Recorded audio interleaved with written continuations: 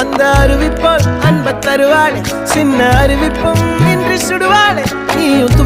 தும்மிடி ஆயுசு நூறாக என் உயிர் உன்னோட பத்திர சொத்தாக என் பார்வை உன்னோடு உன் பொம்மை கண்ணோடு பேசாமல் விண்ணோடு நாம் மிதந்து போவோம் காதாரா